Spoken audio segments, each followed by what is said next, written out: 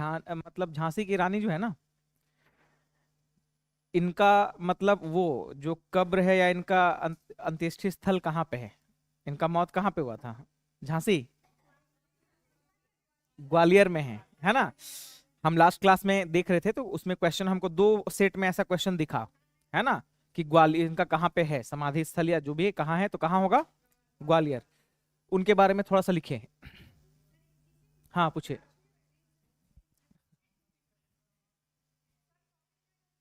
1857 वाला ही है ना, कल वाला ही चलेगा, कंटिन्यू करेंगे। ना ना, वो रानी लक्ष्मीबाई नहीं, हाँ।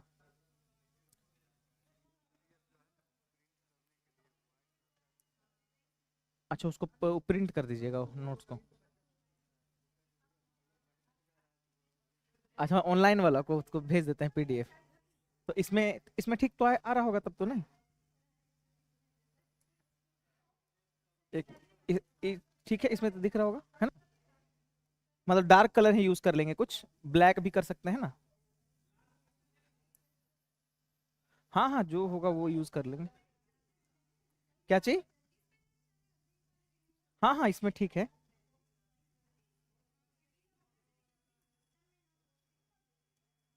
इधर सेंसर इसका काम करता है कि नहीं अजय जी? ये वाला सेंसर पीछे साइड वाला।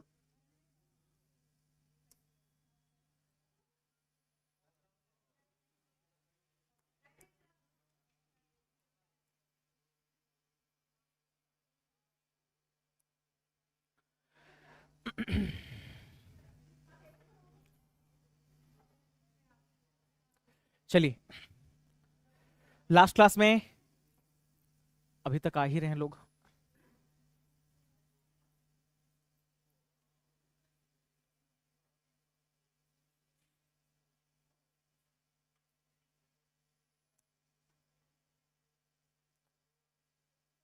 स्टार्ट करें। हम लोगों ने लास्ट क्लास में बात किया था कि अलग अलग जगह से जो भी 1857 का क्रांति हुआ था ना, 1857 का क्रांति आपको पता है कि कैसे कैसे हुआ और कैसे कैसे सैनिक इसमें पार्टिसिपेट किए। कुछ लोग, कुछ सैनिक जो है मेरठ की छावनी को लूट लेते हैं, उसके बाद वहां से निकल लेते हैं दिल्ली। और दिल्ली में जाकर क्या करते हैं ये लोग? बहादुर शाह जफर, जिनको इस आंदोलन में कोई इंटरेस्ट नहीं था, है ना, लेकिन जैसे कानपुर में नाना साहब के साथ हुआ, झांसी में उनके साथ हुआ, है ना, रानी लक्ष्मीबाई के साथ, अवध में लखनऊ वाले रीजन में बेगम हजरत महल के साथ हुआ, तो कहीं ना कहीं बहादुर शाह जफर को भी ये चीज लग रहा था कि उनके साथ भी ऐसा कोई ना कोई दिक्कत हो सकता है। तो अंग्रेजों ने क्या किया? अंग्रेजों ने बहादुर शाह जफर को प्रेशराइज तो पहले करना स्टार्ट किया था, लेकिन क्योंकि वो दिल्ली की गद्दी पे बैठा हुआ था, तो सारे लोगों को लगा ना, क्योंकि कुछ देखिए 1857 की क्रांति में कुछ लोग जो है ना पढ़े लिखे और इलाइट क्लास के लोग जो है ना इसमें जुड़े हुए थे। तो उन लोगों का ये मानना था कि जितने भी लोग जो हैं, जो सैनिक हैं या जो भी अन्य लोग हैं जो इसका इसमें पार्टिसिपेट कर रहे हैं, इन लोगों को एक केंद्र में एक नेता का जरूरत है, जो सारे चीजों को क्या हो, एक मतलब जो मूल रूप का जो नेता होना चाहिए ना, जिसको लीड करे, उसका एक लीडर। तो लोगों को बहादुर शाह जफर एक, क्योंकि पावरफुल शासक उस समय और लोगों की तुलना में था, क्योंकि कानपुर वाले रीजन में आपके नाना साहब था, उनका सिर्फ एक रीजन था, जगदीशपुर से आपके वीर कुंवर सिंह थे, है ना, झांसी से आपकी रानी लक्ष्मीबाई थी। तो इन लोगों का क्षेत्र जो है ना, जो अंपायर या जो साम्राज्य है, ये बहुत छोटा था। लेकिन जो बहादुर शाह जफर है वो दिल्ली की गद्दी पे बैठा था, तो इन सब के तुलना में उनका शासन क्या था? ज्यादा था। तो लोगों को लगा कि अगर ऐसा कोई केंद्रीकृत, ऐसा कोई अगर केंद्रीकृत, है ना, अगर एक मतलब नेतृत्व करने वाला कोई मिल जाए, तो हो सकता है कि हमारा जो आंदोलन है ना, वो हमारा आंदोलन क्या हो जाएगा? सफल हो जाएगा, या हमारा आंदोलन बहुत आगे तक और बहुत आग पकड़ लेगा, जिससे अंग्रेजों को प्रॉब्लम होगा। लेकिन हुआ क्या ना, इसमें समस्या ये था कि 1857 का क्रांति हर अलग अलग दिन अलग अलग जगह पे हुआ। अगर ये संगठित रूप से एक जगह होता तो उसमें क्या होता ना कि इसका प्रभाव ज्यादा पड़ता। लेकिन आपको पता है कि 53 में रेलवे लाइन बिछाना स्टार्ट कर दिया था अंग्रेजों ने। उसके बाद बहुत सारी जगहों तक, मतलब 56-57 तक 6-7 साल में अच्छा खासा डेवलपमेंट कर लिया था। तो ये जो संगठित नहीं होने की वजह से क्या हो रहा था, जैसे मान लिया कहीं मेरठ में कॉन्स्पिरेसी हुआ, तो रेलवे लाइन वहां पे बिछ चुका था, वहां पे तुरंत पहुंच गया आर्मी। अगर एक जगह सारे मतलब मिल के अगर एक दिन अगर निर्धारित कर लेता कि मान के चलो 5 जून या 30 मई या 25 मई को पूरे इंडिया में ये सारा चीज करेंगे हम लोग, हर अलग अलग सब उसी दिन विद्रोह करेगा, तो अंग्रेजों के पास तो बहुत ज्यादा फोर्सेस था नहीं। तो ये हो सकता है इसका प्रभाव ज्यादा पड़ता। लेकिन कहीं 1 तारीख को स्टार्ट हो रहा है, कहीं 11 को हो रहा है, कहीं 30 को हो रहा है, कहीं 25 को, 17 को, ऐसे कर करके हो रहा है। तो अंग्रेजों को वहां पहुंचने में क्या है ना, टाइम लग, मतलब आसानी से पहुंच जा रहा है। 1 तारीख को मान के चलिए मेरठ में हुआ, यहां से करके 11 तारीख को उसको पहुंचना है अवध, 11 तारीख में अवध पहुंच गया, 11 तारीख में अवध पहुंचा, उसके बाद 17 तारीख में आपके पटना में, है ना, इस तरीके से ये लोग पहुंच गया। तो एक केंद्रीकृत व्यवस्था नहीं होने की वजह से पहले यहाँ का दमन किया, फिर यहाँ का किया, फिर यहाँ का किया, ठीक है ना। और जितने भी लोग जैसे झांसी की रानी या आपके नाना साहब, ये लोग जितने भी लोग थे ना, इन लोगों को बहुत तंग किया गया, क्योंकि इन लोगों का संगठित था नहीं। बहादुर शाह जफर आपको वैसे ही पता है कि लेटर मुगल में कमजोर शासक हो चुका था पैसे के मामले में, और भी बहुत सारी चीजों के मामले में ये हो चुके थे। तो इसमें क्या हुआ ना, समस्या क्या हुआ कि जो बहादुर शाह जफर है ना, इनका भी जो फोर्सेस था ना, उन फोर्सेस को ब्रिटिशर्स के खिलाफ खड़ा करना पैरेलली कुछ समस्या, मतलब इतना ज्यादा बढ़ गया था, क्योंकि ब्रिटिशर्स के पास आपको पता है ना, बेस राइफल की जगह कौन सा आ गया था, इनफील्ड राइफल आ गया था। और उस समय हमारे जो बहादुर शाह जफर है या कोई भी हमारा आर्मी है ना, उसके पास बंदूक वंदूक ऐसा कुछ था नहीं। हम लोग भाला और तलवार से लड़ रहे थे और उन लोग के पास राइफल था। तो एक तो टेक्नोलॉजिकली वो हम लोग से बहुत एडवांस था, ठीक है ना। और जैसे ही इनफील्ड राइफल आया, तो इसने क्या किया ना, पूरी तरीके से सिनारियो ही बदल दिया। आपको ये चीज जानकर हैरानी होगा कि 1855-56 में जो संथाल विद्रोह हुआ ना, 1855-56 के आसपास जो संथाल का विद्रोह हुआ, इस संथाल के विद्रोह का अंग्रेजों के ऊपर बड़ा प्रभाव पड़ा। अंग्रेजों के ऊपर बड़ा प्रभाव इसलिए पड़ा क्योंकि ये लोग चाह रहे थे, संथाल विद्रोह हुआ, जनजाति अंग्रेजों के खिलाफ हो गए, विद्रोह करा, तो ये 56-57 में इनके दिमाग में आ गया था कि हम लोगों को कुछ ना कुछ टेक्निकल रिफॉर्म अपने आर्मी में लाना पड़ेगा। तो उन लोगों ने क्या किया, अपना जितना भी, उसको पता था कि आज अगर ट्राइबल रिवोल्ट हुआ है, संथाल रिवोल्ट हुआ है, तो कुछ समय के बाद हो सकता है संगठित विद्रोह हो जाए। तो इसलिए तत्काल रूप से 55-56 के बाद, ऐसे तो बात वो लोग कर ही रहा था, लेकिन तत्काल रूप से इन लोगों ने क्या किया, 55-56 में ही बेस राइफल की जगह कौन सा लाना स्टार्ट कर दिया, इनफील्ड राइफल लाना स्टार्ट कर दिया। अब ये जब नया राइफल आया तो नया राइफल का प्रचलन थोड़ा चला, है ना, और 57 में तो सैनिक विद्रोह हो ही गया। तो ब्रिटिशर्स का कोई भी जो कदम रहा है ना, वो आगे क्या सोच के ही ये लोग रखे थे। और बताइए, हमारी जो सेना है या बहादुर शाह जफर की या जो भारतीय सेना है उस समय जो थी, अलग अलग, जैसे झांसी का सेना, अवध का सेना, इन लोगों का जो विद्रोह हो रहा था, इनके पास कोई भी टेक्निकल वेपन उस तरीके का नहीं था। तो सबसे पहले तो हम लोग युद्ध यहीं पे हार गए। अभी आपने एक चीज देखा होगा, सेना से थोड़ा सा जुड़ा हुआ है, आपको मेरे हिसाब से आपको जानना चाहिए। अभी आपको पता है कि अग्निवीर स्कीम आया था, है ना, कुछ आपको पता है अग्निवीर स्कीम के बारे में? कितने लोग, कितने लोग इसके पक्ष में हैं, कितने लोग इसके समर्थन में हैं, कितने लोग इसके समर्थन में नहीं है?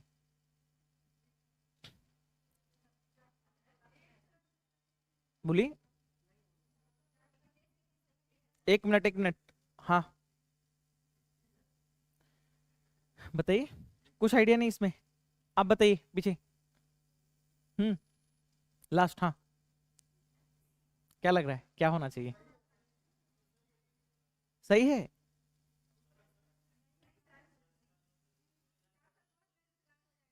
देखिए, सुनिए सुनिए सुनिए,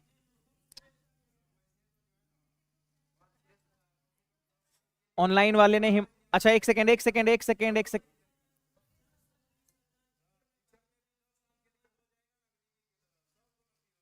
सुनिए सुनिए सुनिए। अब एक चीज समझिए क्या है, आपको आपको पता है ऑनलाइन वाले हिमांशु पांडे, ठीक है, आप इसके सपोर्ट में है, बहुत अच्छा, जो भी लोग इनके सपोर्ट में है अच्छा लगा सुन के। लेकिन आपको एक चीज समझना चाहिए, इसमें है क्या ना समस्या, कि एक तो हमारे देश में बेरोजगारी का इशू है। तो लोगों का एक बहुत बड़ा जो हमारा जत्था होता है ना, यंग लोगों का, वो आर्मी में या आपके सीआरपीएफ वगैरह इन सब में जाता है। समस्या ये है कि आने वाले कुछ समय में ये प्रारूप जो है ना बदलने वाला है। आपको पता है कि आज के डेट में जितना मॉडर्न वारफेयर हो गया है, हम लोग के यहाँ यहाँ पे ना ह्यूमन का जो राइट्स है ना, ये बहुत ज्यादा है। और सैनिक जो जितने भी युद्ध में जाते हैं ना, 100 सैनिक का काम एक अकेला ड्रोन कर सकता है हमारा आज की डेट में मॉडर्न वारफेयर में। तो गवर्नमेंट जो है ना, या जो हमारा डिफेंस मिनिस्ट्री है, कहीं ना कहीं इसके दिमाग में ये चीज पहले रहा होगा कि आने वाला जो हमारा वारफेयर जो टैक्टिक्स है ना, जो हमारा ये टेक्नोलॉजी का जो आने वाला समय में जो जिसका उपयोग बहुत ज्यादा होगा, उस समय हम लोगों को मरने के लिए नहीं छोड़ सकते वहां। क्योंकि मान लीजिए आने वाले समय में टेक्नोलॉजिकली बहुत ज्यादा एडवांस हो जाएगा, रोबोटिक्स आ गया है, एआई आ गया है, बहुत सारा चीज आ गया है। तो बॉर्डर पे लड़ाई झगड़ा वाला जो काम है ना, वो सारा का सारा आपका एक आदमी बैठ के एक रूम से ऑपरेट कर सकता है, ड्रोन से सारा चीज। तो अगर उस समय तत्कालिक रूप से सारे लोगों को अगर बेरोजगार कर दिया जाए, तो फिर ये दिक्कत वाली बात है। क्योंकि आने वाले 10 साल में आप देखिएगा पूरा का पूरा प्रारूप चेंज हो जाएगा। हो सकता है महिलाएं, उनको एक सुप्रीम कमांडेंट बना दिया जाए, वो पूरा का पूरा 50 किलोमीटर का बॉर्डर को निगरानी कर रही है एक महिला। ठीक है ना। ये सारी चीज, अभी एक ड्रोन दीदी करके एक योजना चला है ना मोदी का, जो फसल उसल में क्या होता है छिड़काव कर रहे हैं बहुत सारा चीज। तो ये मॉडर्न वारफेयर टेक्निक्स है। और आने वाले समय में है ना, गवर्नमेंट के दिमाग में कहीं ना कहीं ये चीज रहा होगा कि जो सारी चीजें टेक्निकलिटी हमारी है ना, इसको अगर ढंग से अगर प्रारूप में हम लोग देख लें, तो आने वाले समय में इन सब का यूटिलाइजेशन उतना है नहीं। मतलब हम आदमी को मरने के लिए वहां पे क्यों छोड़ेंगे? सैनिक का उसका तो लाइफ है ना भाई। आज भी एक सैनिक, आज को पुलवामा वाला आपको इंसिडेंट पता ही होगा कि आज 14 फरवरी है ना। तो ये चीज जो हुआ है ना कहीं लोगों के दिमाग में ये चीज रहा है शुरू से। और डिफेंस मिनिस्ट्री ने इस चीज को बहुत ज्यादा संज्ञान में लेते हुए ऐसा कदम उठाया होगा। इससे बेरोजगारी की समस्या युवाओं में थोड़ा सा बढ़ सकता है, जो कि लोग फोर्स वगैरह में लाइन में जाना चाहते हैं। लेकिन आने वाले समय में हमारे देश के लिए ये बहुत ही ज्यादा उपयोगी साबित होगा। क्योंकि आज एक वेपन, आप बिलीव नहीं करेंगे, आज अगर हम लोग एक वेपन अगर लेते हैं ना, AK-47 नॉर्मल, इसका प्राइस कितना होगा? इसका कम से कम 35 से 40 लाख एक उसका ऑफिशियल रेट है AK-47 का। आप समझिए कि एक सैनिक को गवर्नमेंट अगर ये बना बना के दे रही है अगर ये, तो लाखों सैनिक है, इन लोगों को मिलेगा। अभी इंडिया जो है ना AK-203 पे काम कर रही है रशिया के साथ मिलके, ऑटोमेटिक कलाशनिकोव 203।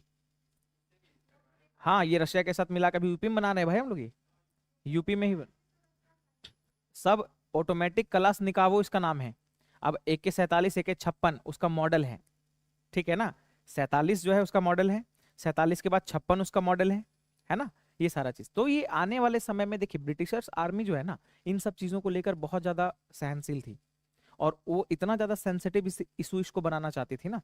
संथाल विद्रोह हुआ, और उसके बाद विद्रोह का प्रारूप उसको समझ में आ गया था कि आज अगर हम लोग किसी भी तरीके से वेपन का अपग्रेडेशन नहीं करेंगे ना, तो ये विद्रोह होना है। क्योंकि आपको पता है कि डलहौजी जब से आया, सबसे खतरनाक काम किया, हड़प नीति ले आया, इतना इतना डॉक्ट्राइन ऑफ लैप्स ले आया, कुशासन वाला उसके अधिकार पे ले लिया, बहुत तरह का चीज ये करना स्टार्ट कर दिया।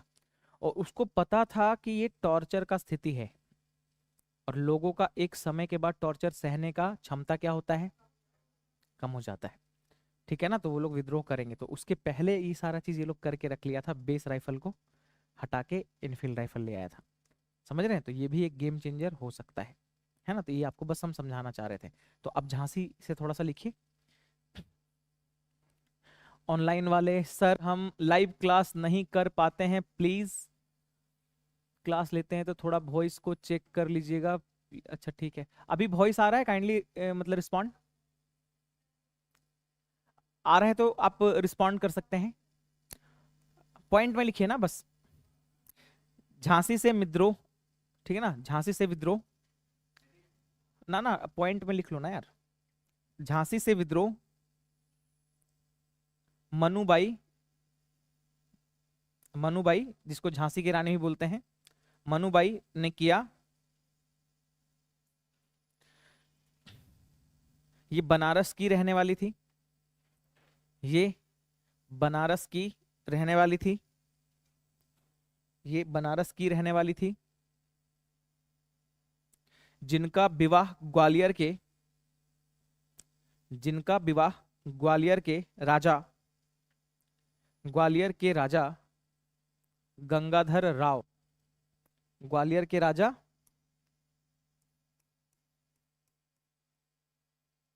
गंगाधर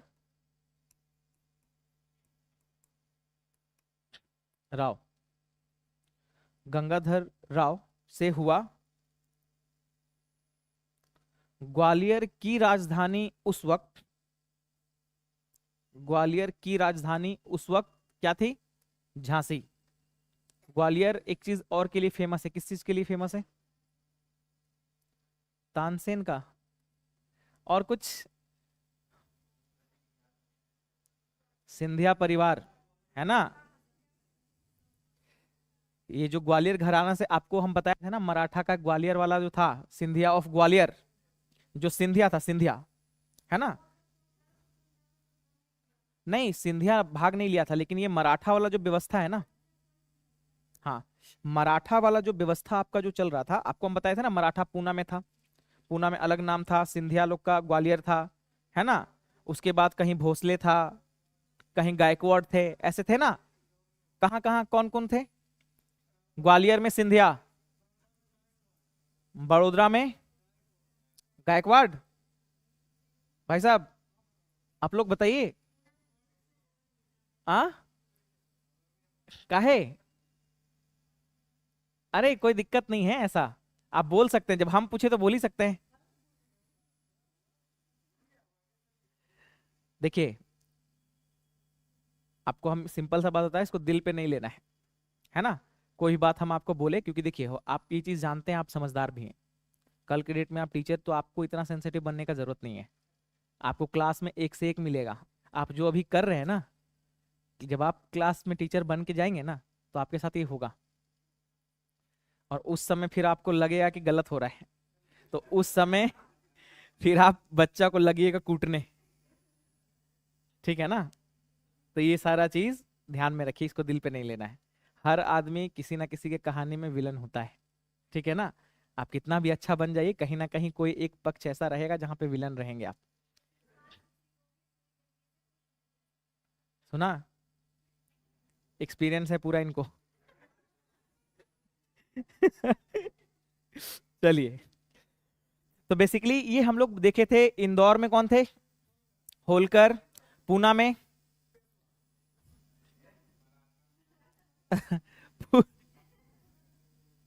गायकवाड़ कहाँ के थे?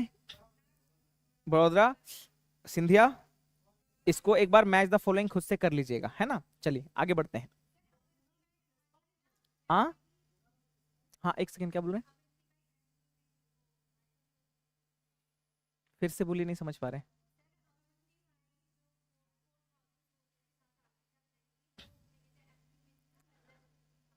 देखिए, ऐसा ऐसा बहुत सारा सेना रहा है ना। महिलाओं जब रानी लक्ष्मीबाई को देख के ना, बहुत सारे और भी वीरांगनाएं हैं। हाँ हाँ हाँ, हम आपको वही बता रहे हैं, ये आपका है लगभग 1800 के आसपास का, 1834 के आसपास का, ये आप जो बात बोल रहे हैं ना। आपको पता होना चाहिए कि जितना भी हमारा जो मध्य प्रदेश या जितना भी जगह था ना, एक 1857 की क्रांति सिर्फ वहां हुई नहीं, ये एक संगठित क्रांति तो थी नहीं, लेकिन ये बड़ा स्वरूप ले ली। हमारे ऐसा माना जाता है कि जो स्वतंत्रता संग्राम है ना, पहला स्वतंत्रता संग्राम हमारा रहा है। ऐसा थोड़ा कि उससे पहले विद्रोह नहीं हुआ है, लेकिन ये विद्रोह व्यापक पैमाने पे बहुत बड़ा था, और हर अलग अलग जगह के राजा, इन लोगों का सबका उद्देश्य एक था। ठीक है ना। उद्देश्य क्या था? अंग्रेजों से अपने जमीन, अपने जायदाद, इन सबको छीनना। यहाँ पे इंडिविजुअलिज्म आया। इंडिविजुअलिज्म का मतलब क्या होता है? व्यक्तिगत। यहाँ पे सबका इंटरेस्ट था। जैसे रानी लक्ष्मीबाई झांसी बचाने के लिए लड़ रही थी, कुंवर सिंह जो आपके हैं जगदीशपुर के लिए लड़ रहे थे। ठीक है ना। कुछ लोग कानपुर से, नाना साहब को कोई दिक्कत नहीं था, नाना साहब का पेंशन बंद किया, क्रांतिकारी बन गए कि नहीं गलत हो गया है मेरे साथ। तो ऐसा ऐसा चीज हो रहा था। ठीक है ना। तो इस संगठित नहीं था। हाँ, अंग्रेजों के खिलाफ ऐसे बहुत सारे लोग हैं। जैसे एक आपके नागालैंड में रानी गांडिल्यू थी, है ना। 14 वर्ष रानी गांडिल्यू उनका नाम है ना। इनको जेल भी हुआ, और आपको ये जानकर हैरानी होगा, रानी गांडिल्यू जो थी ना, नागालैंड की, वो भाई साहब जेल में रही। जेल में रहने के बाद फिर बाहर निकली, और उसके बाद से फिर राजनीति में वो आई, है ना। और अंग्रेजों के समय, आप ये मॉडर्न में आप देखिएगा, जब आपको पढ़ाएंगे ना, तब आप देखिएगा उस समय, आगे जब हम लोग गांधीयन फेज पढ़ेंगे ना, उस समय। तो ऐसे ऐसे बहुत सारे क्रांतिकारी लोग रहे। जैसे आपके कोलकाता में यूनिवर्सिटी में के चांसलर के ऊपर गोली चलाने वाली दो थी, क्या नाम था बंगाल की? कुछ पढ़े हैं उसके बारे में? क्या है नाम? देखिए, दो थी, लक्ष्मी करके कुछ नाम था उनका। तो दो लोग थी, है ना। वो लोग भी क्रांतिकारी थी। अंग्रेजों के खिलाफ, अंग्रेजों का जब टॉर्चर वर्चर बढ़ गया तो इन लोग को, अब उस समय क्रांतिकारी वाला फेज चल रहा है, जैसा फेज चलेगा ना आदमी वैसा ही बन जाएगा। भगत सिंह वाला ये सब नौटंकी चल ही रहा था। और उसी समय 30s के आसपास क्या हुआ, एक चांसलर थे, वाइस चांसलर, वो सर्टिफिकेट देने के लिए सबको बुलाए हुए थे स्टेज पे, और वहीं पे क्या किया, गोली मार दी उसको। इसी के एक और महिला थी जिनका नाम था उषा मेहता, नाम सुने आप? All India, all India radio है ना, उस समय वो किससे जुड़ी हुई थी, आजाद हिंद फौज जो है ना उससे जुड़ी हुई थी। और उन्होंने क्या किया, जो ऑल इंडिया रेडियो है ना वैसा मतलब गोपनीय मतलब एक संस्था बनाया, सीक्रेट सोसाइटी, और इंफॉर्मेशन पहुंचाना स्टार्ट किया। एक मूवी भी आई है, किसकी, कौन है मूवी की हीरोइन? सैफ अली खान की बेटी जो है सारा अली खान, उसके ऊपर बना है एक मूवी, आप देखिएगा। एक और मूवी है, उसमें भी एक महिला है, उसका नाम है इंदू करके कुछ नाम है उसका, नहीं नहीं नहीं, उसका कुछ नाम है, इंद्रानी चक्रवर्ती।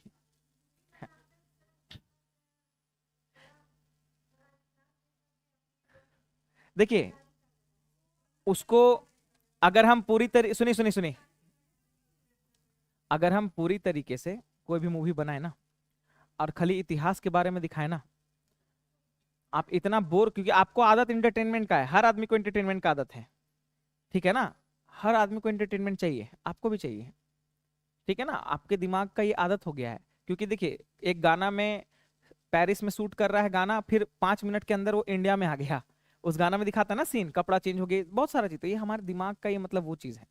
आपको नहीं पता है कि जो भी चीज उसमें दिखाया था ना, इसमें मार्केटिंग भी होता है सारी चीज का। एक मूवी आया था, उसका नाम है जिंदगी ना मिलेगी दोबारा, ठीक है ना, उस मूवी में दिखाया गया है ग्रीस, आप देखिएगा इसमें ग्रीस दिखाया गया है। और जो ग्रीस है ना एक जगह है, उस ग्रीस में लोगों ने क्या किया, बहुत लोग वहां पे टूरिज्म के लिए गए, मूवी में दिखाया गया है कि भाई पैसा कमाओ, ग्रीस जाओ, वहां पे ये सब करो, पानी में कूद जाओ, टोमाटिनी खेलो, मतलब टमाटर वाला, जो एक दूसरे को मारते नहीं टमाटर पका, तो वो टोमाटिनी होता है, वो सब खेलो। तो इस यही लाइफ है। अब उसमें मूवी में यही कॉन्सेप्ट दिखाया गया कि यही लाइफ है। आदमी लोग सब देखा, जिसके पास पैसा का दिक्कत नहीं था वो लोग सब ग्रुप बनाया, सब चला गया Greece. You won't believe, Greece का जितना भी जो मैनेजमेंट कॉलेजेस है ना, उस कॉलेज में उस मूवी को एक केस स्टडी के रूप में पढ़ाया जाता है। क्यों? क्योंकि उस मूवी के आने के बाद लगभग 150-200% वहां ग्रीस का टूरिज्म बढ़ गया, सिर्फ एक मूवी के चलते। उसने बाद में बहुत सारा, ऋतिक रोशन को भी बहुत सारा अवार्ड दिया, और भी जो भी उसमें लोग थे डायरेक्टर को अवार्ड दिया, बुला बुला के दिया। तो ये एक केस स्टडी, तो मूवी में बहुत सारा चीज आपको देखने को मिलता है, अलग अलग ब्रांड का कपड़ा, ये वो, तो ये सब सब मार्केटिंग है ना। तो इसको आप ध्यान ज्यादा मत दीजिए। लेकिन हाँ, ऐतिहासिक में जो मूवी होता है ना, जिसको हम लोग बोलते हैं, क्या बोलते हैं उसको, उस मूवी को, अरे नहीं नहीं, एक और उसका कुछ नाम होता है, अरे नहीं, ट्रेडिशनल कुछ बोलते हैं, इथनिक मूवी या कुछ इस तरीके का जो मूवी होता है ना, उसको अगर आप देखिएगा तो कुछ कुछ मूवी ही आपको लगेगा जो एकदम रियल है ना। अभी एक आपको वेब सीरीज हम बोलेंगे देखने के लिए, सुभाष चंद्र बोस के ऊपर है, ठीक है ना, बोस। उसमें काम किया है आपका ये, क्या नाम है इसका, अरे नहीं नहीं नहीं, बोस नाम है उसका, अरे वो लड़का अभी जो स्त्री 2 में था यार, Rajkumar Rao. Rajkumar Rao has played the role of Subhash Chandra Bose. ये ढूंढ लीजिएगा कहीं, हम हमको लगता है कि 2020-21 में हम देखें इसको, बहुत अच्छा है, एकदम फैन हो जाइएगा आपको। आप ढूंढ लीजिएगा ना बोस, आपको कहीं से मिल ही जाएगा। ठीक है ना, इसको लिख लीजिए, आप इसको देख लीजिएगा, ठीक है 3 4 5 है, ज्यादा देर देर का नहीं है, हो जाएगा ये।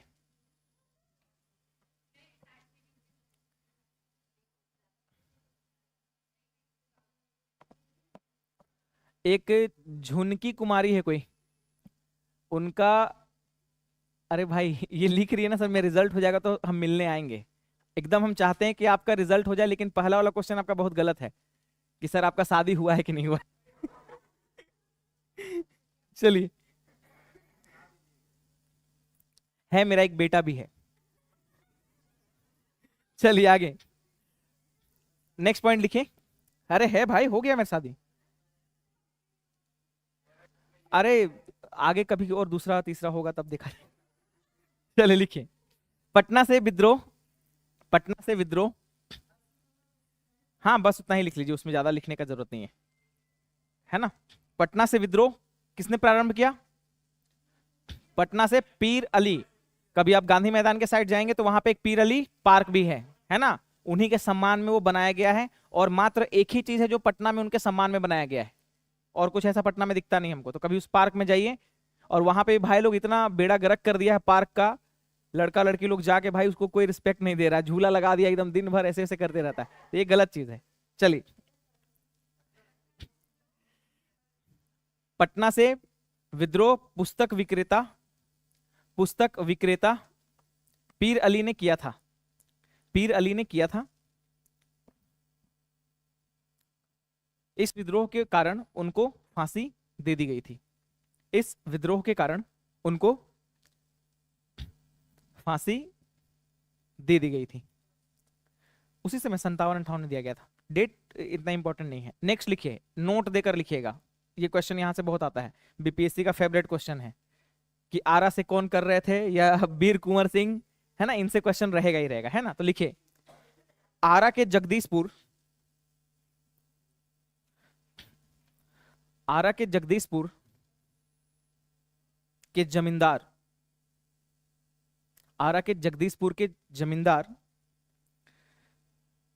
आरा के जगदीशपुर के जमींदार वीर कुंवर सिंह, वीर कुंवर सिंह, वीर कुंवर सिंह ने 1857 की क्रांति का नेतृत्व,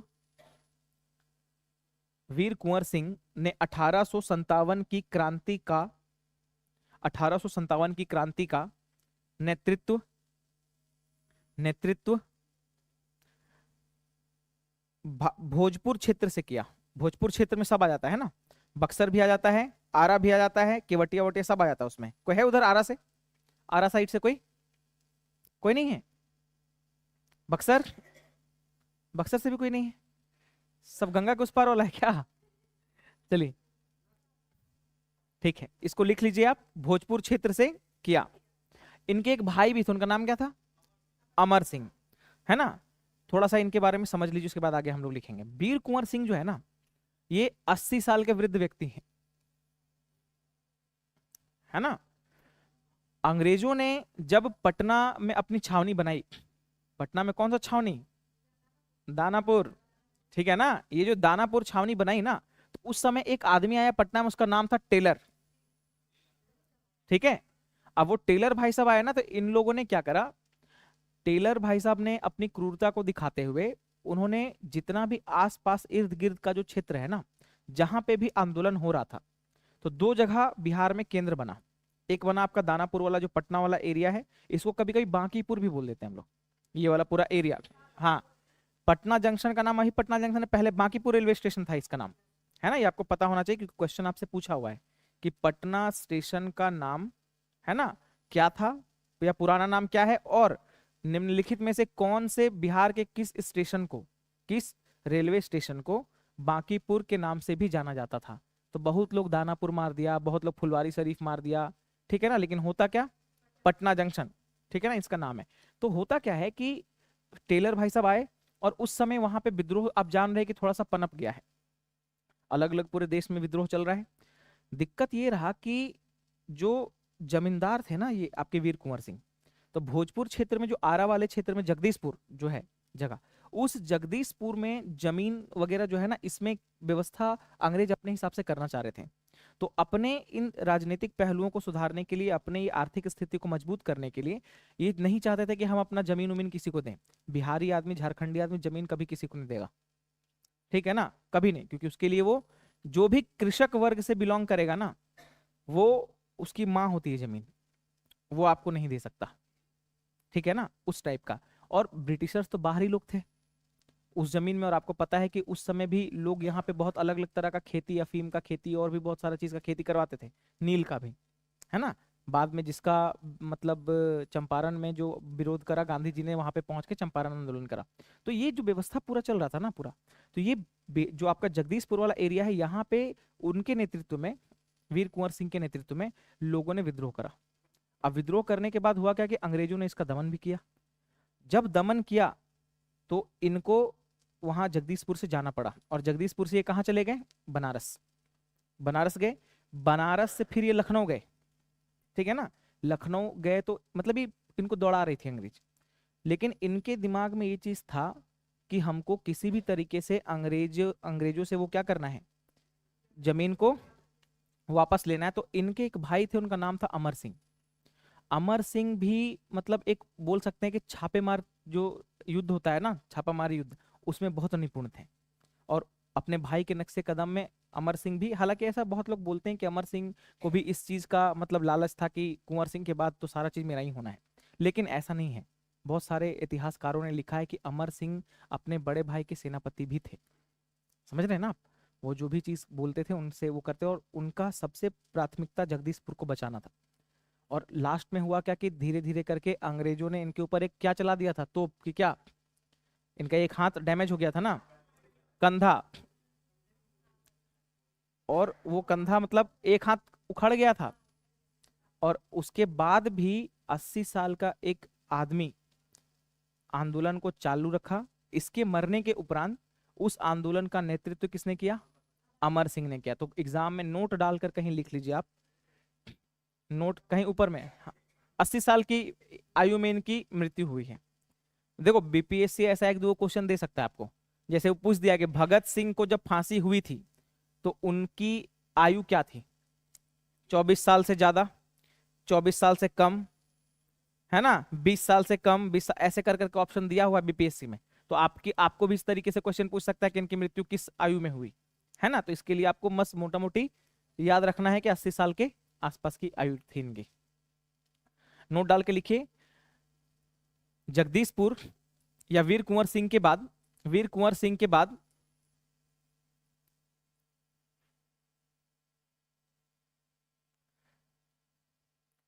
वीर कुंवर सिंह के बाद के मृत्यु के बाद उनके भाई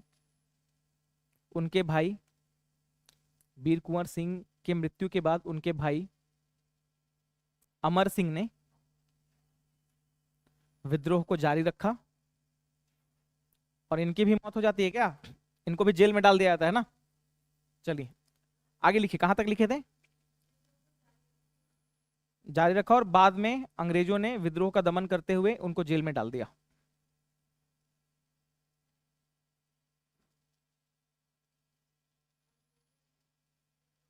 विद्रोह का दमन किया और अमर सिंह को जेल में डाल दिया।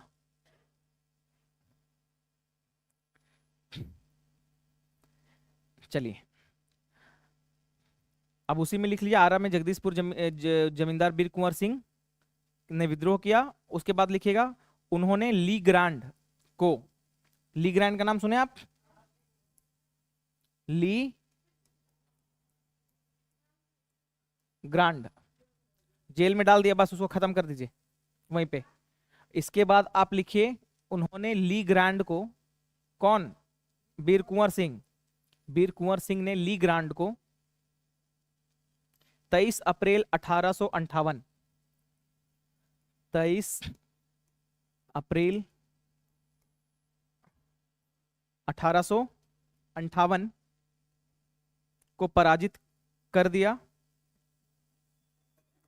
पराजित कर दिया। किंतु कुंवर सिंह के हाथ में गोली लग गई थी। किंतु कुंवर सिंह, हाँ, किंतु कुंवर सिंह के हाथ में गोली लग गई थी, जिस कारण उन्होंने अपना हाथ स्वयं काट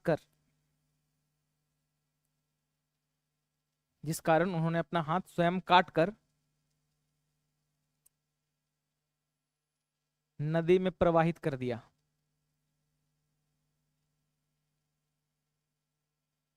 इसी कारण कुछ दिनों के बाद इनकी मृत्यु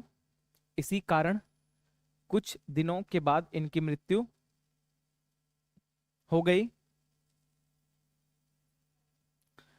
कुछ दिनों के बाद इनकी मृत्यु हो गई। कुंवर सिंह के भाई अमर सिंह को गोरखपुर जेल, कभी कभी पूछ देता है कौन सा जेल, है ना, कौन सा जेल था? गोरखपुर के जेल में डाल दिया गया।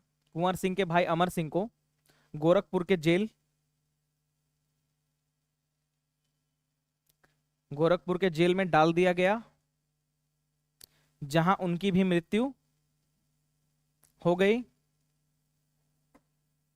और सबसे इंपॉर्टेंट पॉइंट इसका, बिहार सरकार हर साल 23 अप्रैल को, और उनकी मृत्यु हो गई। उसके बाद लिखिए, नोट दे के लिख लीजिए, बिहार सरकार 23 अप्रैल को हर साल क्या मनाती है? क्या मनाती है? विजय दिवस। विजय दिवस 23 अप्रैल को विजय दिवस के रूप में मनाती है। 23 अप्रैल को विजय दिवस के रूप में मनाती है। अब एक टॉपिक डालिए, विद्रोह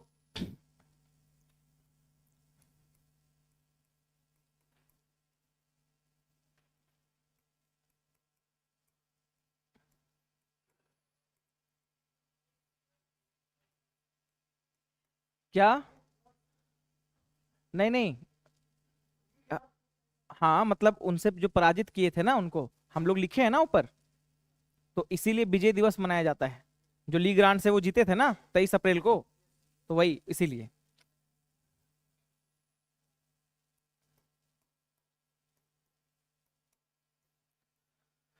टॉपिक डाल दीजिए, विद्रोह को दबाने वाले अंग्रेजी सेनापति। और हम जहां जहां पे नाम बोलते जाएंगे ना, वो आप लिखते चलिएगा, है ना। सबसे पहले लिखिए दिल्ली।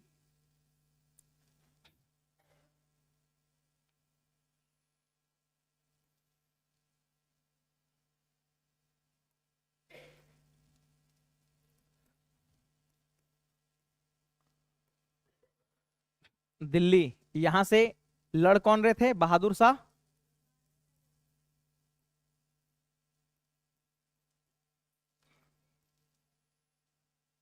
जफर। और यहाँ पे अंग्रेजी सैनिक कौन थे? निकलसन और हडसन। लिख लीजिए, निकलसन, निकलसन तथा हडसन।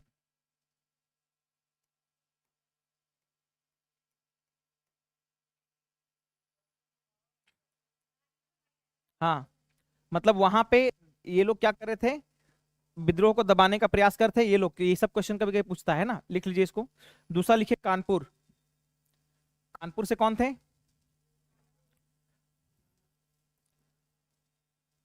कानपुर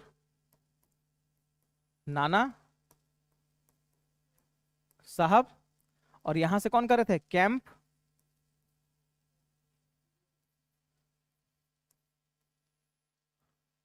कैंपबेल। कैंपबेल, ठीक है।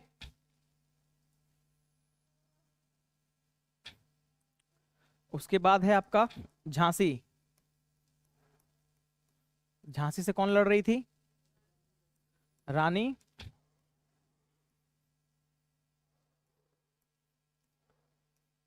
लक्ष्मी बाई। और यहां से कौन कर रहे थे? ह्यू रोज। और ह्यूरोज ने अपनी पुस्तक में, ह्यूरोज ने अपनी पुस्तक में एक चीज लिखा है। क्या लिखा है? एकमात्र एक मर्द थी। हाँ, तो ये आपको याद रखना चाहिए, कभी कभी कथन भी देता है कि किसके द्वारा लिखा गया है ना। हीरोज लिख लिए। उसके बाद डालिए अलाहाबाद। अलाहाबाद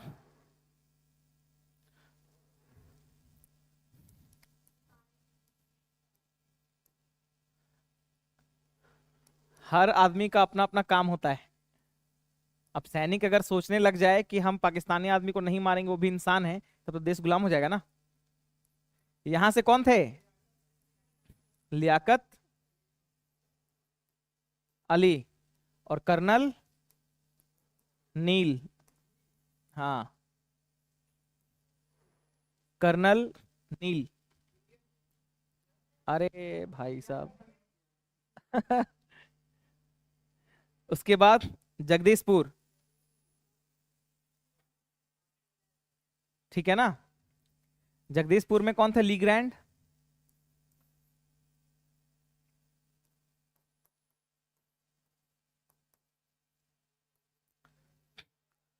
जगदीशपुर से कौन थे?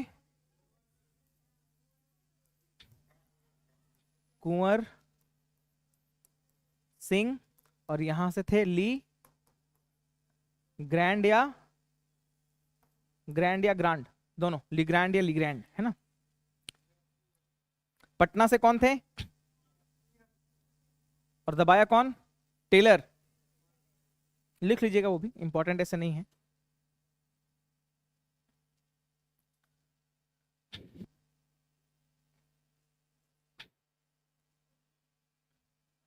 बोर्ड पे तो कलर सही दिख ही रहा है सबको। ऑनलाइन वाले आप लोगों को क्या प्रॉब्लम हो रहा है? अच्छा, तो इसमें कुछ और कलर, ब्लैक ले ले क्या?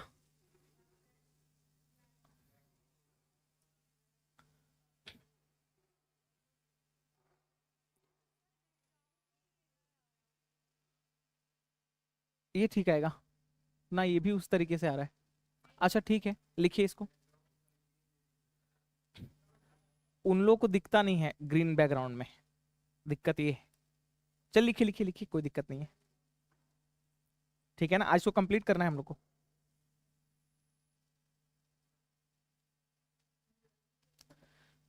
पीर अली और टेलर।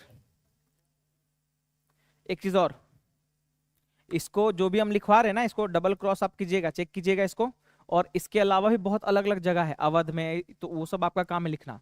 ठीक है ना, क्योंकि 1,000 से ज्यादा जगह है, और उसमें से सबसे प्रमुख सिटी है 40-50 गो, जहां जहां ये विद्रोह हो रहा था छोटा छोटा। अब जैसे एमपी मध्य प्रदेश में क्या है, वहां का कुछ कुछ जगह है, वहां पे उसके लिए इंपॉर्टेंट हो गया। महाराष्ट्र में कुछ कुछ जगह पे विद्रोह हो रहा है, वहां का लिए वो इंपॉर्टेंट हो गया। तो इतना आपको जानना नहीं है, आपको नॉर्दर्न बेल्ट में बस इतना जानना है, ये जगह जहां पे सीन में रहता है ना, इसीलिए इंपॉर्टेंट है।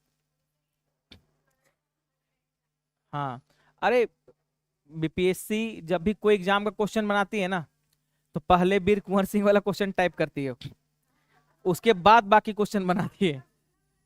क्या? हाँ, मतलब बहुत तरह का है। एक तो नील दर्पण वाला भी क्वेश्चन कंटिन्यू इतना पूछा है भाई साहब, ठीक है ना। दीनबंधु मित्र वाला इतना बार पूछा है कि अब उसको मतलब क्या, उसको भी छाप ही देता है पहले। हाँ, तो कुछ कुछ देखिए, बिहार की धरती पे कोई भी एग्जाम होगा ना, तो ये सब क्वेश्चन उसको पूछना बनता है। अभी बीपीएससी ने एक डेटा दिया था कि भाई साहब बहुत सारा ऐसा चीज था ना, कि बहुत सारे लोग ऐसा ऐसा क्वेश्चन का गलत आंसर दिए हैं, जो कभी सोच नहीं सकता। पूछ रहा है पटना का मंदिर जो है ना, ये वाला हर मंदिर जो ये वाला है, सिख वाला लोग का, ये कहाँ पे है, ये क्वेश्चन है। बोलता है कि लगभग लाखों लोग गलत करके आए हैं। हाँ, ठीक है ना, तो डेटा हो सकता है, क्योंकि देखिए आपका एग्जाम में प्रेशर अलग रहता है कुछ। जमुई से वो जो श्रेयसी सिंह है ना, उसके बारे में बहुत न्यूज आया हुआ था, बहुत सारा। वो तो आर्चीज, वो भी आर्चरी भी करती है ना, वो तीर शूटर है ना वो तो। हाँ, तो मतलब उस टाइप का कुछ करती है, तो वो भी न्यूज में रही है। तो ऐसा ऐसा क्वेश्चन आपके लिए भी करंट अफेयर्स में बन जाता है। सिंपल सा चीज समझिए आप। पटना वाला मंदिर का क्यों मतलब ये किया था, क्वेश्चन पूछने का रीजन क्या है? एक तो पटना का बहुत ज्यादा हॉली स्थल है सिखों के लिए, पूरे विदेश से लोग उसमें आते हैं देखने के लिए। दूसरा, अभी वहां पे कंस्ट्रक्शन का बड़ा तेजी से काम चल रहा है, और हो सकता है कि कुछ दिन के बाद ऐसा गवर्नमेंट अनाउंस करे कि ये नॉर्दर्न इंडिया का, है ना, दूसरा सबसे बड़ा सिख का गुरुद्वारा है। तो ऐसा काम चल रहा है, तो न्यूज में आते रहता है ये सब चीज। तो आपको पटना और बिहार में जो भी चीजें नई नई, जैसे एम्स दरभंगा, एम्स दरभंगा भी बनने वाला है, तो एम्स दरभंगा से भी क्वेश्चन हो सकता है कि नया एम्स कहाँ बना है, नया एयरपोर्ट कहाँ बन रहा है, ये सारा चीज। तो ये सब आपको पता होना चाहिए इस बार के बजट में। अभी उस, हाँ, कल लगा दिया है उसमें, कल लग गया है। लेकिन एक चीज आपको और बता रहे हैं, मणिपुर का मैटर छोटा नहीं है। अब यहाँ पे गवर्नमेंट बल का प्रयोग करेगी, बल का प्रयोग, ठीक है ना। रिजर्व बटालियन रखी हुई थी पहले ही, असम में रिजर्व बटालियन रखी हुई थी। रिजर्व बटालियन कम से कम 10,000 असम में रखी हुई थी वो। तो गवर्नमेंट को इलेक्शन से पहले ही पता था ये सारा चीज, पिछले साल, कि ऐसा ऐसा। अरे जनजाति है ना लोग, एक तो पढ़े लिखे बहुत ज्यादा नहीं है, वो भी अपने मूल छोटा छोटा अधिकार का मांग कर रहे हैं आपस में। और वहां पे क्या होती है, कभी कभी दूसरे किसी गवर्नमेंट के कोई उस तरीके के लोगों का अगर पार्टी का सरकार बन जाता है, तो वो लोग उस चीज को नहीं देखती है। इसमें गवर्नमेंट का तो एकदम पूरी तरीके से बेइज्जती है, कि आपका, आप मणिपुर आप बिलीव नहीं करेंगे, मणिपुर और असम अरुणाचल प्रदेश वाला जितना भी जो एरिया है ना, इन सब लोगों का इमोशनल कनेक्टिविटी चाइनीज लोगों के साथ ज्यादा है, क्योंकि उनका रेस उन्हीं से मिलता है। तो गवर्नमेंट को इन सब चीजों को और सिक्योर रखना चाहिए था कि ऐसे ऐसे जगहों में दिक्कत हम लोग को ज्यादा ना हो। लोग ऐसा मानते हैं कि इंडो चाइना वार में अरुणाचल प्रदेश के कुछ लोग, मणिपुर नागालैंड के कुछ लोगों ने सपोर्ट किया था चाइना को, समझ रहे हैं ना। तो आपका ये अभिन्न अंग आप सिर्फ बोलने से थोड़े होगा। आप या तो वहां पे व्यवस्था कुछ अच्छे तरीके से बनाइए, नहीं बन पा रहा है तो फिर वहां पे आप राष्ट्रपति शासन लगाएंगे, फिर वहां पे आस पास पर लगा दीजिएगा, जैसे जम्मू कश्मीर में लगा हुआ रहता है ना, लगा रहता है ना, मेघालय में लगा रहता है, नागालैंड में लगा रहता है। आपसपा क्या क्या होता है फुल फॉर्म इसका, कोई आइडिया है? Arm forces special protection act. मतलब इसमें मतलब समझ लीजिए कि पावरफुल हो जाती है, मतलब जो आपका सैनिक है ना, वो उसका मन करेगा आपका 10 बार चेक करेगा, आपको आने जाने से किसी भी तरीके का कोई भी अगर वहां पे कैजुअलिटी होती है ना, उसका जिम्मेवारी उसके ऑफिसर का होता है, तो वो पूरा तरीके से कड़ा कर देगा उसमें।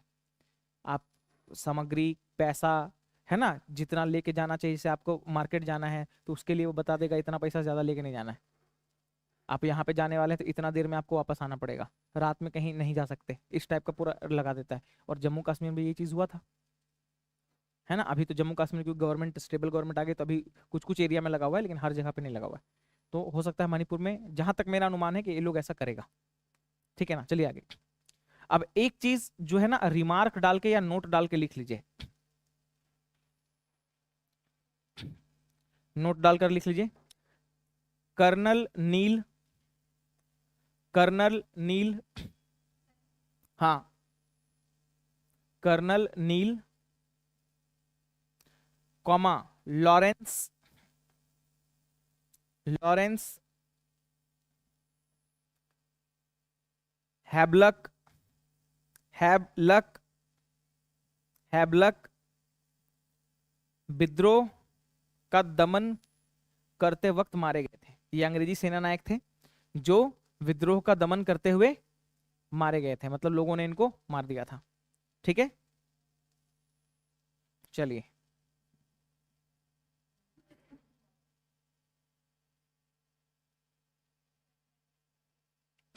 अब एक चीज और समझिए। 1857 में विद्रोह प्रारंभ हुआ, है ना, ये चला। 1858 में बहुत सारे लोगों की मृत्यु हो गई, लेकिन अंग्रेज जो थे ना, इनको फिर भी लग रहा था कि किसी ना किसी तरीके से विद्रोह कहीं ना कहीं कोई ना कोई आंतरिक रूप से चला रहा है। और लास्ट में क्या हुआ, 1859 में तात्या टोपे जो है ना,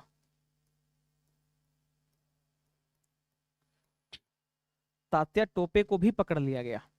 और तात्या टोपे को कुछ इनके साथ, तात्या टोपे के साथ ना कुछ लोगों ने गद्दारी किया था, अंग्रेजों के मुखबिर बन गए थे, और उन्होंने, नहीं नहीं, तात्या टोपे बहुत सारे मतलब जे अंग्रेज के मतलब थे ना, कुछ पैसे में बिक गए थे या इनके ऊपर इनाम रखा गया था, है ना। और इनको ये जिस पे भरोसा करते थे ना, वही आदमी इसके साथ गद्दारी कर दिया। तो ये अगर रहते, ऐसा लोगों का मानना है कि अगर तात्या टोपे कुछ समय और तक रहते ना, तो ये आंदोलन को और लंबा खींच खींच सकते थे। लेकिन जैसे ही इनको पकड़ा गया 1859 में, अंग्रेजों ने ये मानना शुरू कर दिया कि तात्या टोपे जब पकड़ा गया है तो अब पूर्णतः आंदोलन समाप्त हो गया है। तो ये अंतिम कड़ी थी हमारे उसके, क्योंकि 57 के बाद उनको कहाँ भेज दिया गया था, बहादुर शाह जफर को रंगून, उनका बच्चा को मतलब काट के टांग दिया गया था, फांसी में लटका दिया गया था, है ना, चौराहा पे, मतलब वो जो चौखट होता है ना, चौखट, हाँ, उस पे टांग दिया गया था। तो और उनको टांगने के बाद उसके बाद क्या किया गया था, इसको रंगून भेज दिया गया था, है ना।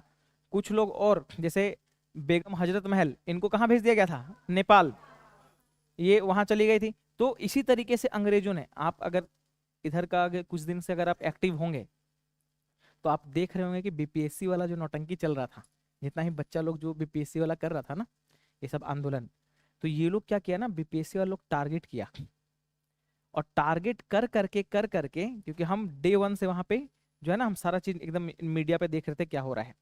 तो जो लोग टारगेटेड लोग थे ना, जो आंदोलन में बढ़ चढ़ के हिस्सा ले रहे थे, बीपीएससी ने उन लोग को पहले डिटेन करना स्टार्ट किया, ताकि लोगों में, अब मान हर आदमी क्या होता, आप वहां पे अगर आंदोलन करना चाहते हो, आप वहां जाएंगे, नारा लगाएंगे, यही कर सकते हैं ना। लेकिन आपको जो वहां पे बुला रहा है, जो आपको बुलाने में, लोगों को जुटाने में मेहनत कर रहा है, मेन आदमी तो वो है। तो बीपीएससी ने क्या किया, इन लोगों को टारगेट कर करके इन लोगों को उठाया, और उसके वजह से आंदोलन क्या होता चला गया, कमजोर होता चला गया। कल एक बवाल हुआ है, ठीक है ना, कल कुछ संस्थाएं हैं जिन्होंने बीपीएससी के ऊपर आरोप लगाया है कि एग्जाम, और उसका प्रूफ भी दिया कुछ, है ना। अब ये हाई कोर्ट में प्रूफ हो सकता है ले, तो एग्जाम कैंसिल होने की प्रबल संभावना नजर आ रही है। पर का एग्जाम हुआ है ना, मतलब कुछ बताया नहीं जा सकता। अब ये एग्जाम अगर देखिए, ये एग्जाम अगर किसी भी तरीके से कैंसिल होती है ना, तो आपके लिए बड़ा अच्छा है, आप भी भर सकते हैं। जो भरा होगा क्या होगा, अरे पूरी तरीके से खुलेगा, जब कैंसिल होगा तो पूरा होगा ना, टेंशन काहे ले रहे हैं एकदम। हाँ, फिर से भराएगा, फिर से नया नोटिफिकेशन। और आपका ये होना इसलिए जरूरी था क्योंकि आपके एग्जाम में भी कभी फ्यूचर में किसी तरीके का धांधली ना हो, क्योंकि आपका तो सीट इतना ज्यादा है, हजारों के 80-90 हजार के आसपास सीट रहता है आपका, उसमें 5-10 हजार आदमी को घुसा भी दिया तो क्या फर्क पड़ता है। तो ये चीज हम कहना चाह रहे हैं। तो एक पार्शलिटी, ट्रांसपेरेंसी आएगी, और जब ट्रांसपेरेंसी आएगी तो मजा आएगा, एग्जाम देने में भी आपको मजा आएगा, मेरिट से लोग जाएंगे, ठीक है ना, तो ये अच्छा लगेगा। चलिए आगे, आगे लिखिए,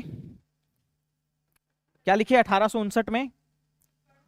अच्छा लिख लीजिए, 1859 में तात्या टोपे के पकड़े जाने के बाद, 1859 में तात्या टोपे के पकड़े जाने के बाद, हाँ, पकड़े जाने के बाद,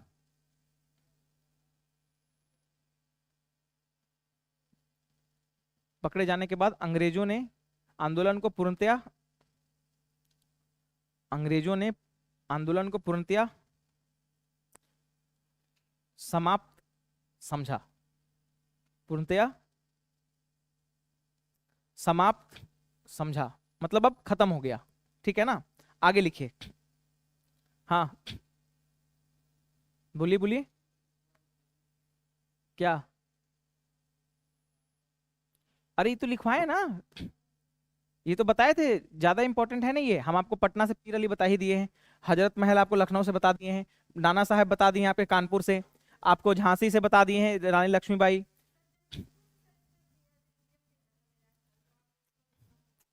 विलियम टेलर जो है ना, मजिस्ट्रेट बन के आया था पटना का, ठीक है ना। तो जब लीग्रैंड के ऊपर, जब जब वार हुआ ना लीग्रैंड के साथ, जब हो गया, तब टेलर भाई साहब आए यहाँ पे, क्योंकि उसका सेनापति मर गया, तो अब तो किसी को रिस्पॉन्ड करना पड़ेगा ना। तो वहां पे तत्कालिक रूप से पटना में कौन थे, विलियम टेलर। तो ये टेलर भाई साहब फिर जाकर वहां पे आंदोलन का मतलब दमन किए, ठीक है ना, ये इसलिए लिखा हुआ ये। क्वेश्चन आपसे आएगा कि वीर कुंवर सिंह जो है ना, किसको हराए, तो लीग्रांड को हराए। दमन जगदीशपुर में कौन किया, कौन, टेलर, टेलर विलियम टेलर, हाँ। तो दमन करने में इनका हाथ है ना, लेकिन उस समय युद्ध जो हो रहा था, उस समय किनका हाथ था, लीग्रांड का। चलिए आगे लिखिए, अब एक टॉपिक डाल दीजिए, 1857 के विद्रोह, 1857 के विद्रोह, 1857 के विद्रोह के असफलता के कारण,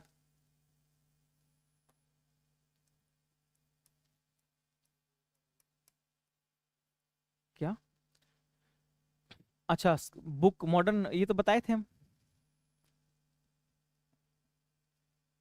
स्क्रीन पर मॉडर्न हिस्ट्री का बुक को जैसे, अच्छा लॉर्ड पम्पस्टन था। देखिए कुछ लोगों का ऑनलाइन में ये है ना कि सर एनसीईआरटी के किताब से मतलब पढ़ाइए, तो एनसीईआरटी में 1857 में जो भी चीज दिया हुआ है ना, आपके लिए सफिशिएंट नहीं है ना। हम आपको कुछ फैक्ट्स बता रहे हैं, और साथ साथ जो भी इंपॉर्टेंट है वो बताते जा रहे हैं। अगर आपको इसको डिटेल में पढ़ना है तो आप एक बार स्पेक्ट्रम पढ़िए या बिपिन चंद्रा का पढ़िए, उसमें आपको सारा फैक्ट वगैरह मिल जाएगा। जैसे जो भी क्वेश्चन अभी आएगा ना, अभी जैसे विद्रोह का दमन के बाद हम कुछ कुछ और लिखवाएंगे, जैसे उस समय ब्रिटेन का राष्ट्रपति, ब्रिटेन का कौन था प्राइम मिनिस्टर, पाम्पस्टन था। ये सारा चीज हम करवा देंगे आपको, ये अलग से लिखवा देंगे, है ना। इनका वही डाउट है, ये नेक्स्ट क्यों नहीं हो पा रहा है ये ब्रिजेश जी, ये मतलब वो आता क्यों नहीं जा रहा है, रुक क्यों जाता है ये, हाँ नहीं नहीं, ये वाला जो मैसेज अभी आप दिखाए ना, ये हमको दिख नहीं रहा था यहाँ। अ- अभी आप जब नेक्स्ट किए तब ये वाला आया, क्योंकि हमको लास्ट मैसेज वही झुनकी जो थी उसका दिख रहा था। ना, ये वाला मैसेज हमको नहीं दिखा, जबकि इसमें टाइम दिखा रहा है 10:35 में दिखा रहा है। हो सकता है। अच्छा हाँ, 1 मिनट पहले। चलिए, तो विद्रोह, विद्रोह के असफलता के कारण पहले लिख लीजिए आप। अच्छा, इसीलिए नहीं दिखा। विद्रोह के असफलता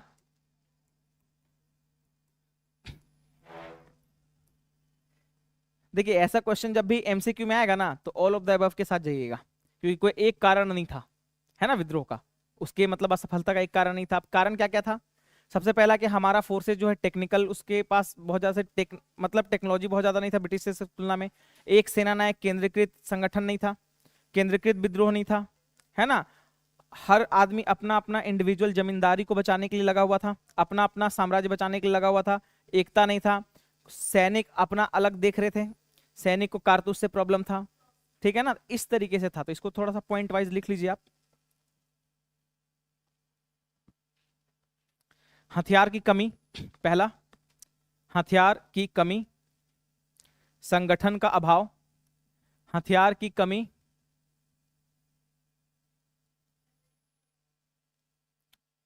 संगठन का अभाव, संगठन का अभाव, नेतृत्व की कमी,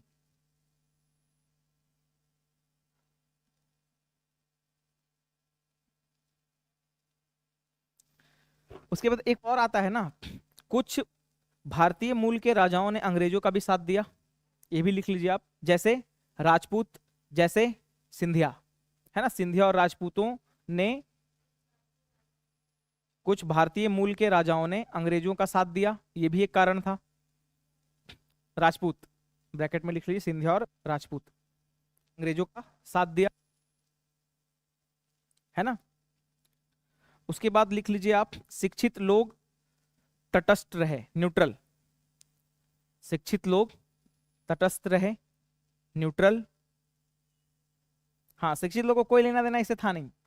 उन लोगों को लग रहा था कि भाई साहब हम लोग अंग्रेजी की हुकूमत में कमा ही रहे हैं, सारा चीज हो ही रहा, तो हम लोग इसमें क्यों पार्टिसिपेट करें, ठीक है ना। तटस्थ,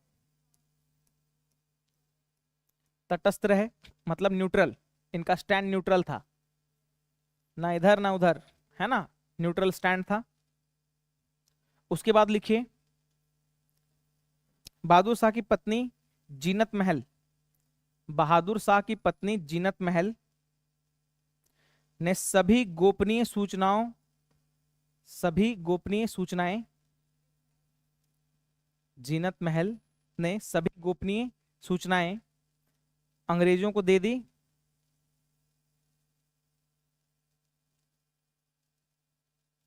अंग्रेजों को दे दी, और अंग्रेजों ने हुमायूं के मकबरे के सामने, और अंग्रेजों ने हुमायूं के मकबरे के सामने बहादुर शाह को पकड़ लिया।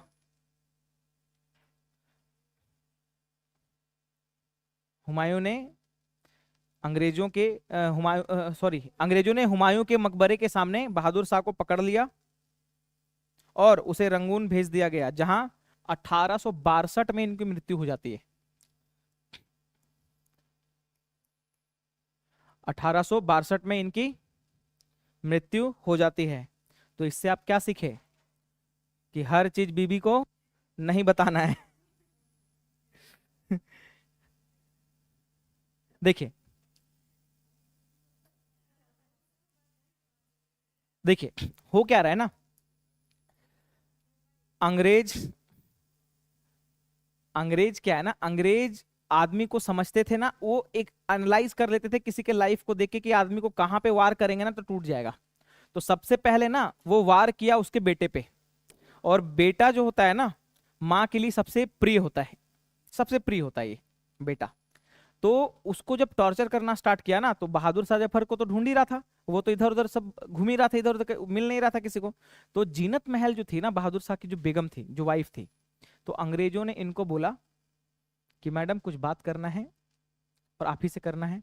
और आप अगर बता दीजिएगा तो कुछ किसी का बिगड़ेगा नहीं, हम एकदम जिंदा मतलब छोड़ देंगे। और देखिए प्यार से बात किया आता है ना लड़की लोग से, तो लोग मान जाती है। दिक्कत ये है कि इन लोग को थोड़ा सा, इन लोग को भरोसा दिला दीजिए ना, तो फिर ये लोग हर बेवकूफी कर देगी। क्या? ठीक है ना? तो ये बहुत बहुत, अरे ये रियलिटी बता रहे भाई। सिर्फ एक बार तारीफ कर दीजिए, उसके बाद देखिए आप। तो अंग्रेजों ने क्या किया, उनके साथ यही किया, बोला कि मैडम हम किसी को कुछ करेंगे नहीं, बेटा को भी आपका छोड़ देंगे, ये कर देंगे वो कर देंगे। और वो पुत्र और पति मोह में उसने क्या किया, उसने सारी जानकारियां अंग्रेजों को बता दी कि देखो 1 तारीख को यहाँ पे मिलने वाला है, उसको जाके पकड़ना है तो यहाँ पकड़ो, आज इतना तारीख है, 2 घंटा तुम्हारे पास है, जाके निकलो जल्दी से पकड़ो उसको। ठीक है ना? ये वो करके अंग्रेज इसको इस तरीके से डराए। अंग्रेजों ने बोला कि देखिए मैडम, अगर आप नहीं बताइएगा तो होगा ये कि युद्ध में मारे भी जा सकते हैं, तो उसका जिम्मेवार हम नहीं होंगे, क्योंकि आपको हम मौका दिए। उसने फोन उन तो था नहीं कि फोन करके कि जी कहाँ है, ढूंढ रहे हैं अंग्रेज आपको, ऐसा तो नहीं बोल सकता ना। तो इनको बताया गया, तो लास्ट में उन्होंने, जीनत महल ने इनको बताया कि ऐसा ऐसा चीज हुआ। और उसकी इंफॉर्मेशन को ध्यान में रखते हुए, और क्योंकि जीनत महल जो है ना, उसके पास कोई एक दो इंफॉर्मेशन नहीं था, पूरा का पूरा जो 1857 का, क्योंकि क्रांति का लीडर था ये बहादुर शाह जफर, और इसने अपनी बीबी को सारा चीज बताया कि इस तारीख को यहाँ से यहाँ से यहाँ से, और इन सब लोगों को नेतृत्व करता वो बना चुके थे अलग अलग जगह पे। तो ये सारा जो गोपनीय इंफॉर्मेशन जो था ना, सूचना, ये अंग्रेजों को मिला, तो अंग्रेजों के लिए चीजें आसान हो गई। पहले तो वो जा जाके उन लोगों को पकड़ा जो इसका नेतृत्व करने वाले थे, कि सब 8 तारीख को यहाँ पे पहुंच जाना। ठीक है ना? अंग्रेज को पता चल गया है कहाँ पहुंचना है, और अंग्रेज 7 तारीख से फोर्स लगा दिया है वहां, अब पहुंचो। दूसरा चीज क्या है, जो उसका नेता था ना, जो वहां से लीड करने वाला था, अंग्रेज उसको उठा लिया, है ना? तो ऐसे करते करते अंग्रेजों ने क्या किया, जीनत महल को, उसका इंफॉर्मेशन का हमारे ही खिलाफ उसका इस्तेमाल किया। ठीक है? और बाद में जो ब्रिटिशर्स आपको हम बताए थे ना, प्रॉमिस कुछ करता है तो प्रॉमिस अपना निभाता है। उसको बोला था आपके पति को मारेंगे नहीं, उसको यहाँ से भगा दिया। कहाँ भगा? जाइए चाचा रंगून में रहिए, ठीक है ना, मैडम को ही पीछे टिकट करके भेज रहे हैं, पहले आप जाइए। और वहां पे रहने के बाद 1862 के आसपास क्या हुआ, क्या? अरे बेटा को तो मार ही दिया, क्योंकि देखिए बेटा क्या है ना, बेटा वही संजय गांधी वाला केस हो गया यहाँ पे। माँ समझाई, लेकिन बेटा कुछ ज्यादा ही एग्रेसिव हो गया, माँ जितनी पावरफुल थी ना, बेटा उससे ज्यादा पावरफुल हो गया। तो उसी तरीके से अंग्रेज, उसको पता चल गया ना कि मेरा बाप जो है वो तो इधर उधर घूम रहा है, बेटा के दिमाग में ये छवि बन गया कि अब तो राजा हम बनेंगे, तो वो किसी को क्यों गदानेगा। तो अंग्रेजों के साथ वो बदतमीजी किया, बदसलूकी किया। और जो पिताजी कर रहे थे ना, तो संगठन में कुछ कुछ इसका भी हाथ था, तो उसको न्यूट्रल करने के लिए उसके बेटे को मारा गया।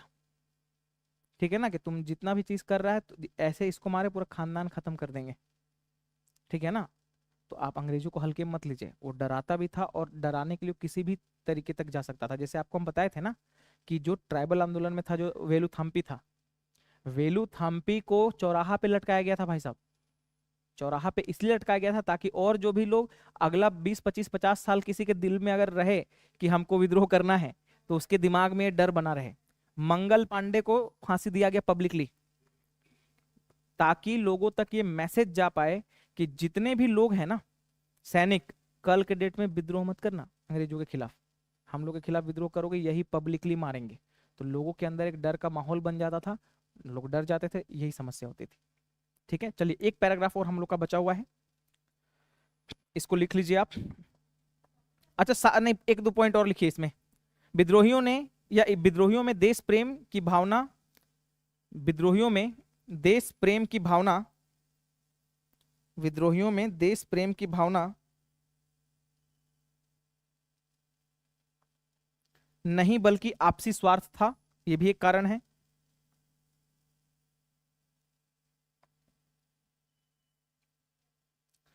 बल्कि आपसी स्वार्थ, आपसी स्वार्थ था।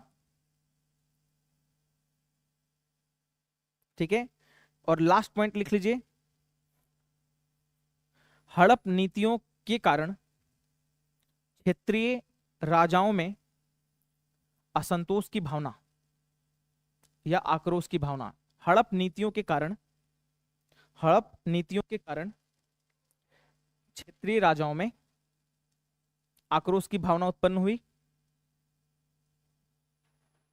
अब नोट दे के लिखिए, थोड़ा बड़ा पैराग्राफ है और इसको लिख के खत्म करते हैं हम लोग।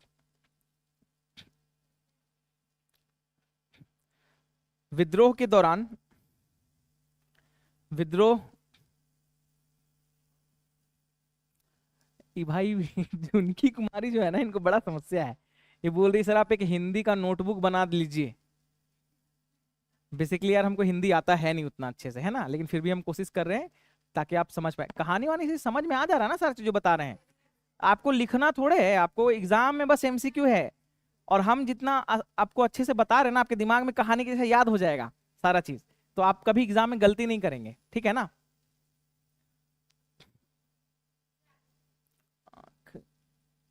चलिए कहां तक लिखे।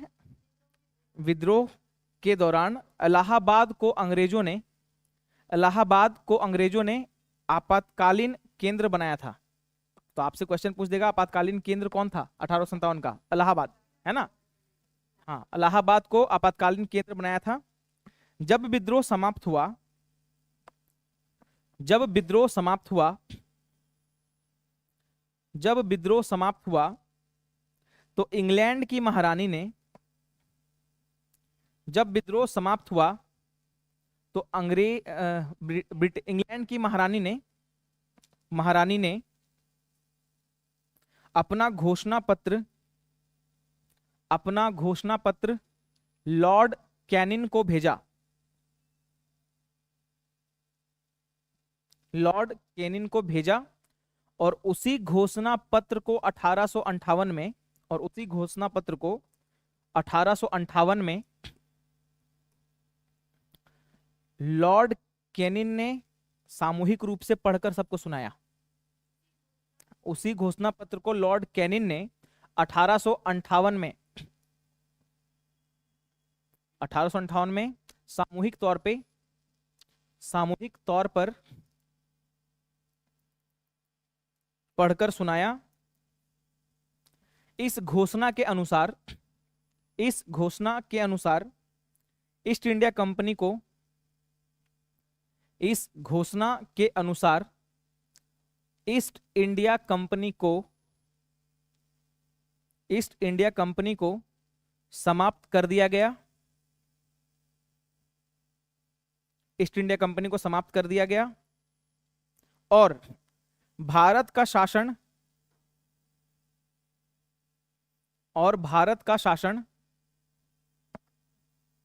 भारत का शासन इंग्लैंड की महारानी को दे दिया गया। और भारत का शासन इंग्लैंड की महारानी को दे दिया गया या सौंप दिया गया। ठीक है। ब्रिटेन ने यह वादा किया कि, ब्रिटेन ने यह वादा किया कि, ब्रिटेन ने यह वादा किया कि वह नए क्षेत्र पर कब्जा नहीं करेंगे। वह नए क्षेत्र पर कब्जा नहीं करेंगे।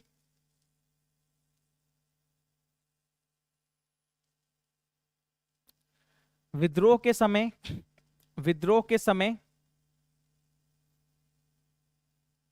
प्राइम मिनिस्टर, इंग्लैंड के प्राइम मिनिस्टर कौन थे? पामस्टरलिन, है ना, लिख लीजिए। विद्रोह के समय ब्रिटेन के प्रधानमंत्री पामस्टरलिन थे।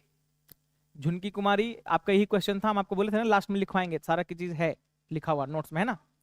ब्रिटेन के प्रधानमंत्री पामस्टरलिन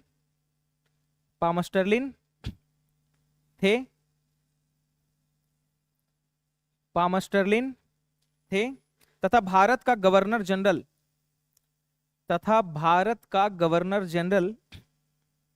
कौन था? Lord canine. 1858 की घोषणा के तहत, 1858 की घोषणा के तहत गवर्नर जनरल के पद को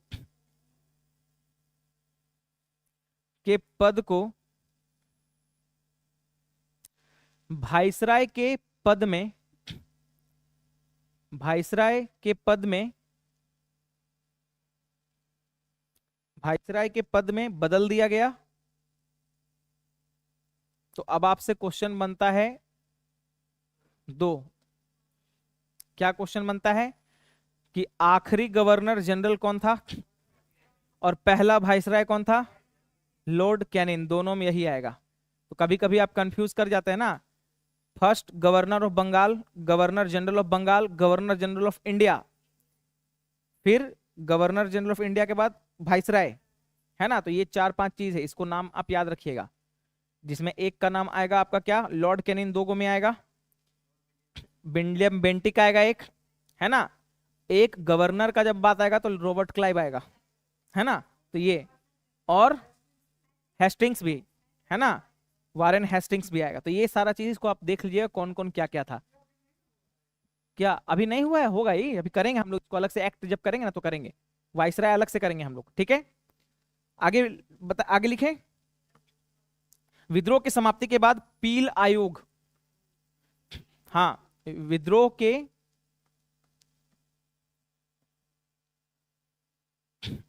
समाप्ति के बाद पील आयोग, पील पील पील कमीशन, पील आयोग के सिफारिश पर, पील आयोग के सिफारिश पर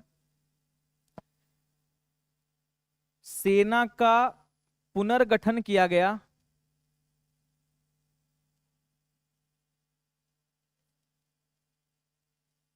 रीऑर्गेनाइजेशन, पुनर्गठन किया गया।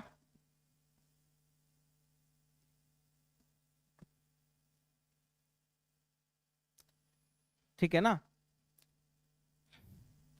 सिफारिश पर सेना का पुनर्गठन किया गया और सेना में राजपूत तथा ब्राह्मणों की संख्या, राजपूत तथा ब्राह्मणों की संख्या घटा दी गई।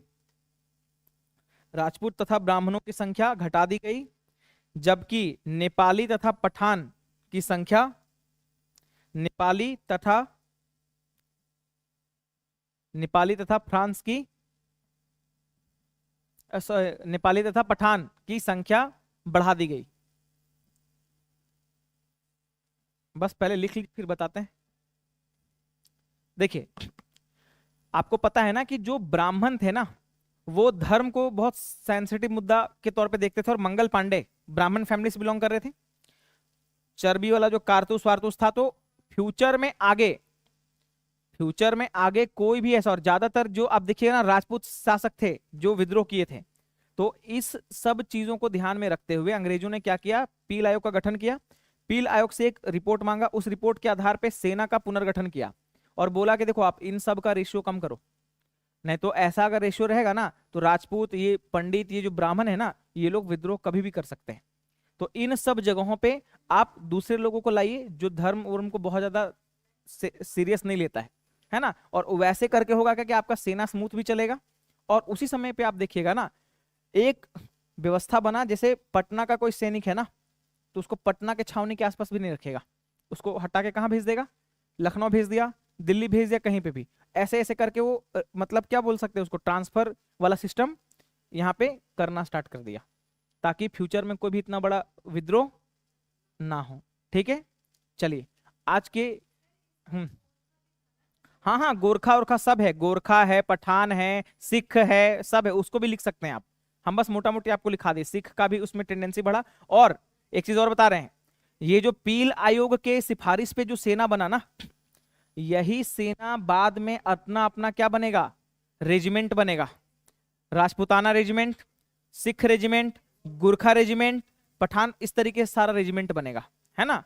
हर अलग अलग का। बिहार रेजिमेंट भी है, ठीक है ना, आपको पता होना चाहिए। और बिहार रेजिमेंट से भी एक क्वेश्चन किसी एग्जाम में पूछा था, शायद आईबी में पूछा था, कि अभी जो गलवान घाटी में जो हुआ था ना मुठभेड़ चाइना के साथ, तो उसमें कहाँ कौन सा था? बिहार रेजिमेंट का लोग था वहां पे, ठीक है ना। और एक बिहार कौन से, रमेश बाबू के क्या नाम था उनका, जो मारे भी गए थे, बिहार के थे, बिहार रेजिमेंट के एक सोल्जर थे जो मारे गए थे उस मुठभेड़ में, ठीक है ना। चलिए, तो आज के लिए हम लोग इतना ही रखते हैं। कल क्लास है हम लोग का, कल है ना, ठीक। कोई दिक्कत नहीं ना? चलिए, थैंक यू। कल क्लास में हम लोग मिलते हैं।